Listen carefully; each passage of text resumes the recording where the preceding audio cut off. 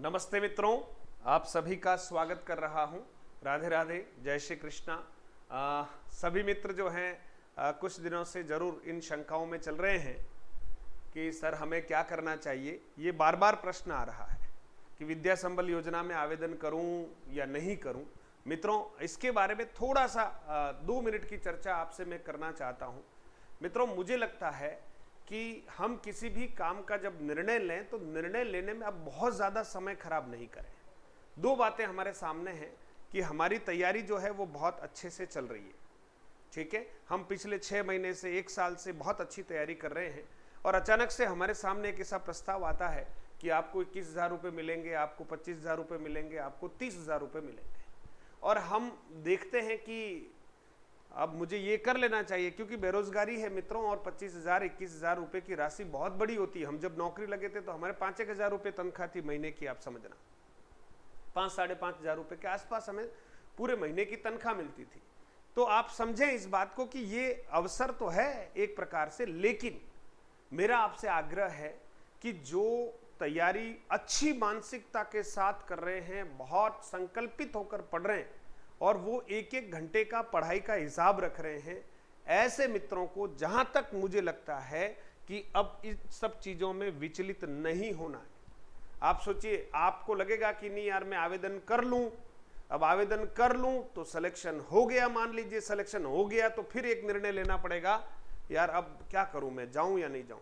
और कहीं ऐसा नहीं हो कि कुछ दिन हमारे शेष हैं या कुछ महीने हमारे शेष हैं स्थायी परीक्षा के लिए, स्थायी नौकरी के लिए कुछ महीने शेष हैं, और फिर ये जो समय है इसमें हम अगर थोड़ा ज़्यादा भटकाव की स्थिति में आ जाएंगे तो वर्षों से जिस परीक्षा के लिए इंतजार कर रहे थे, एन मोमेंट पर हम शायद ठीक कदम नहीं उठा पाएंगे। तो मेरा आपसे केवल इतना सा आग्रह है कि आपको लगता है कि मेरी तैयारी बहुत सीरियस है ना, और मुझे समय जाया नहीं करना है, मुझे इन 40-50 हजार रुपये में नहीं उलझना है अभी, क्योंकि ये टेम्परेरी है, ये किसी प्रकार से कोई स्थायी भर्ती नहीं है।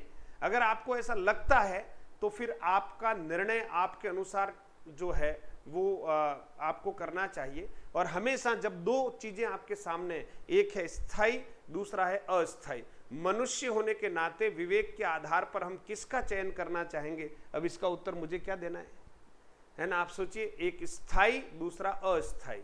अस्थायी को अगर हम करने जाएंगे तो स्थायी में कहीं कहीं कोई दिक्कत अगर आती है, समझ लीजिए, तो फिर आप अस्थायी की तरफ न जाएं, जहां तक मेरा अपना निजी मत है।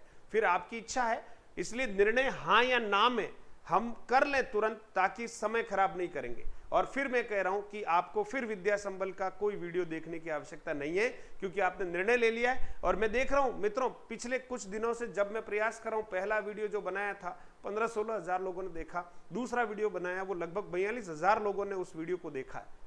मैं जो काव्य शास्त्र पढ़ा रहा हूं या हिंदी साहित्य का इतिहास पढ़ा रहा हूं, उसके ऊपर 42,000 लोगों की कोई प्रतिक्रिया नहीं है। समझना, आप 1 नंबर का कंटेंट देने का प्रयास कर रहा हूं, उस पर 42,000 व्यूज नहीं है, लेकिन विद्या संबल पर आए। तो आप समझें, ज्यादा भ्रमित होने की आवश्यकता नहीं है। आपका निर्णय आप एक 15-20 मिनट में, आधे घंटे में जो आप कर रहे हैं, उसके बाद उस पर अडिग रहें और आपको आगे बढ़ना चाहिए। मित्रों, जैसा कि आप सभी जानते हैं, 15 नवंबर को फर्स्ट ग्रेड संस्कृत शिक्षा विभाग की परीक्षा है। 15 दिसंबर के बाद हमारी सेकंड ग्रेड की परीक्षाएं जो भी टाइम टेबल के अनुसार चलेगी, है ना। फिर आप देखिए फरवरी 2023 में आपके थर्ड ग्रेड की परीक्षा है। तो मित्रों, अब दिन कितने, नवंबर तो चल रहा है ना, नवंबर, दिसंबर, और फिर हमारे सामने जनवरी, फरवरी में परीक्षा है। तो आप सोचिए, अभी ये 2-3 महीने, 2 महीने जो भी बचे हैं आपके पास, 2-2.5 महीने सीधे परीक्षाओं के हैं। अब आप स्कूल जाओगे या परीक्षा के लिए तैयारी करोगे। घर से बाहर निकलने का मतलब घंटों समाप्त हो जाते हैं, ये मान के चलिए। कहने के लिए 2 घंटे जाएंगे, लेकिन 4-5 घंटे आपके विद्यालय में होने ही होने, पक्की बात।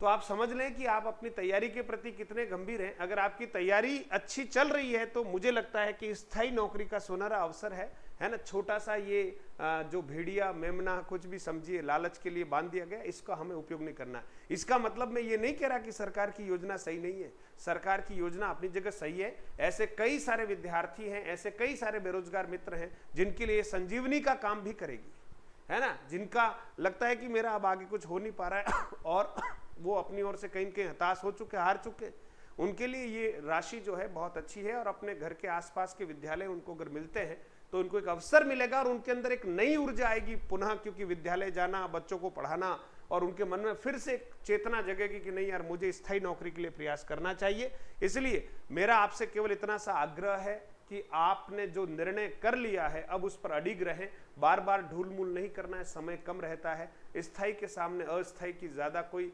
वैल्यू नहीं होती, ये आप सभी जानते हैं। इसलिए अब भ्रमित नहीं होंगे आप, और आप अपनी तैयारी में लग जाएं। और अगर आपको लगता है कि आवेदन करना है तो आप आवेदन कर लो, आवेदन करने के बाद फिर आपको लगता है कि नहीं मुझे एक चांस लेना है तो आवेदन कर लो। सिलेक्शन होने के बाद फिर एक वीडियो बनाएंगे, आपको कुछ सजेस्ट करेंगे।